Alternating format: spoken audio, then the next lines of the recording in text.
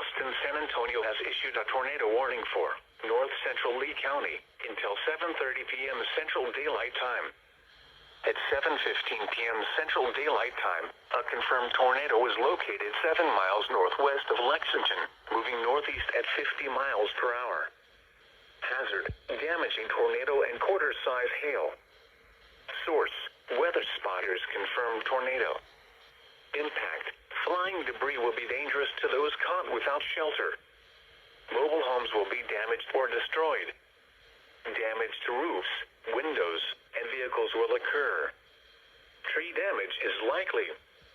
Locations impacted include Tanglewood and Blue. To repeat, a tornado is on the ground. Take cover now.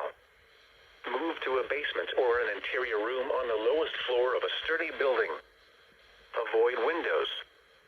If you are outdoors, in a mobile home, or in a vehicle, move to the closest substantial shelter and protect yourself from flying debris.